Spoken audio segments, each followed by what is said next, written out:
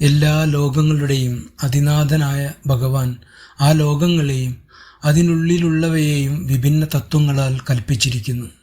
അവയിൽ തന്നെ സകല ജീവജാലങ്ങളെയും വ്യത്യാസപ്പെടുത്തിയും അതിൻ്റെയൊക്കെ അധീശനായും വർത്തിക്കുന്നതെങ്ങനെയെന്ന് ഞങ്ങൾക്ക് പറഞ്ഞു തന്നാലും, കൂടാതെ വിശ്വങ്ങളുടെ സൃഷ്ടാവായും സകലതിനും കാരണവുമായിരിക്കുന്ന ശ്രീനാരായണൻ വിവിധങ്ങളായ സൃഷ്ടികളുടെ കർമ്മം, ആകൃതി, നാമങ്ങൾ, അന്ധകരണങ്ങൾ എന്നിവയെ എങ്ങനെയാണ് ഭേദഭാവങ്ങളോടെ വിധാനം ചെയ്തത്?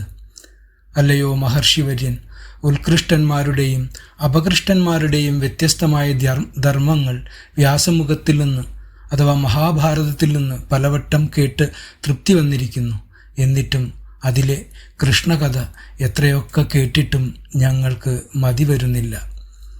വേദങ്ങളാൽ പ്രകീർത്തിക്കപ്പെട്ട ഭഗവാന്റെ നാമം ജ്ഞാനികളായ ഋഷിമാർ യജ്ഞങ്ങളിലും മറ്റ് സദസ്സുകളിലും വച്ച് എപ്പോഴും സ്തുതിക്കുന്നതാണ്. ആ നാമം ഒരുവന്റെ ചെവിയിലൂടെ ഹൃദയത്തിൽ പ്രവേശിച്ചാൽ സംസാരബന്ധങ്ങളെയും ഗൃഹാസക്തിയെയും അത് നശിപ്പിക്കുന്നു. അങ്ങനെയുള്ള ആ നാമത്തിൻ്റെ പൊരുൾ പൂർണ്ണമായും അറിയാൻ ആർക്കാണ് കഴിയുക? അങ്ങയുടെ സുഹൃത്തും മനനശീലനുമായ ശ്രീ വേദവ്യാസൻ പോലും ശ്രീകൃഷ്ണ ഭഗവാന്റെ ഗുണങ്ങളെ പ്രകീർത്തിക്കാനുള്ള ആഗ്രഹത്തോടു കൂടിയവനായിട്ടാണ് മഹാഭാരതത്തെ ആഖ്യാനം ചെയ്തത്. എന്നിട്ടും അതിൽ മനുഷ്യർ തുച്ഛമായ ലൗകിക സുഖങ്ങളുടെ ഉദാഹരണമായി മാത്രമേ ശ്രീഹരിയുടെ കഥകൾ മനസ്സിലാക്കുന്നുള്ളൂ. ഹരിയുടെ കഥകൾ ശ്രദ്ധയോടെ ശ്രവിക്കുന്ന മനുഷ്യർക്ക് ക്രമേണ അത്യാഗ്രഹങ്ങളിൽ നിന്ന് വിരക്തിയുണ്ടാവുന്നു. ആ പാതാരവിന്ദങ്ങൾ സ്മരിക്കുന്ന മാത്രയിൽ ആത്മസുഖം അനുഭവിക്കുന്നു. അവരുടെ സർവ്വദുഃഖങ്ങൾക്കും അതിവേഗ ശമനം ഭവിക്കുന്നു. കർമ്മദോഷം കൊണ്ട് ഹരിയുടെ കഥയിൽ താല്പര്യമില്ലാതെയായവരെക്കുറിച്ച് ഞാൻ അനുശോചിക്കുന്നു. ഭഗവാനെ അറിയാൻ ശ്രമിക്കാതെ ആയുസ്സിനെ ക്ഷീണിപ്പിക്കുന്ന അവരുടെ വാക്കുകളും പ്രവൃത്തികളും സ്മരണകളുമെല്ലാം വെറുതെയായി പോകുന്നു. വിമുഖരും അജ്ഞരുമായ അവർ അനുകമ്പ അർഹിക്കുന്നവർ തന്നെയാണ്. ആയതുകൊണ്ട് അല്ലയോ മൈത്രേയമുനെ, ആർത്തന്മാരുടെ ബന്ധുവും ആനന്ദം പ്രദാനം ചെയ്യുന്നവനും വേദങ്ങളിൽ പ്രകീർത്തിച്ചവനുമായ ശ്രീഹരിയുടെ കഥകളിലെ സാരാംശങ്ങൾ പൂക്കളിൽ നിന്ന് തേനെടുക്കുന്നത് പോലെ ഉദ്ധരിച്ച് ഈ ലോകരുടെ നന്മയ്ക്കായി ഞങ്ങളോട് വിശദമായി പറഞ്ഞു തന്നാലും. ലോകത്തിൻ്റെ സൃഷ്ടി സ്ഥിതിലയങ്ങൾ സമന്വയിപ്പിക്കുന്നതിനായി ആ ഈശ്വരൻ മനുഷ്യനായി പിറവിയെടുത്ത് മനുഷ്യർക്ക് ചെയ്യാൻ കഴിയാത്ത പല പ്രവൃത്തികളും ചെയ്തുവല്ലോ. അവയൊക്കെയും പറഞ്ഞു തന്നാലും.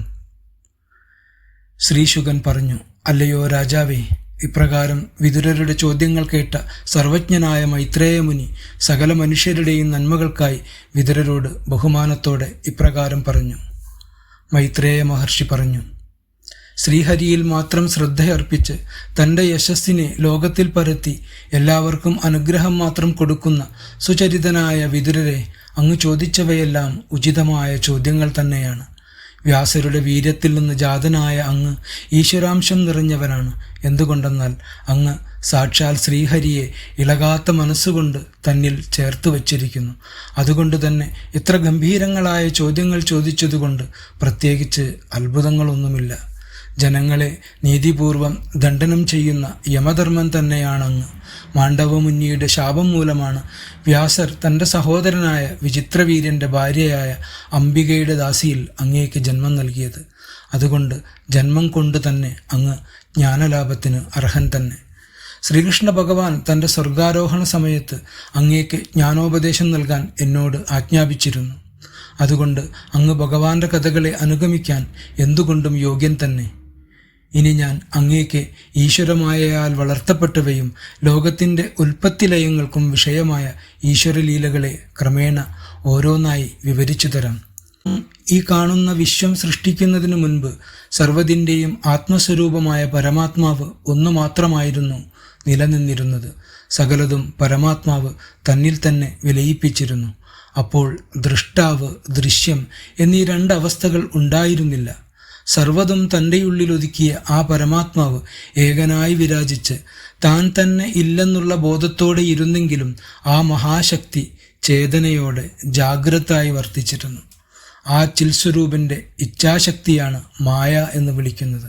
അതായത് ഏകമായ ഒന്നിൽ നിന്ന് വിവിധങ്ങളായ ഈ ദൃശ്യപ്രപഞ്ചത്തെ കാര്യകാരണ സ്വരൂപത്തോടെ വാർത്തെടുക്കാനുള്ള ആ പരമാത്മാവിൻ്റെ ശക്തി വൈഭവം ആണത്.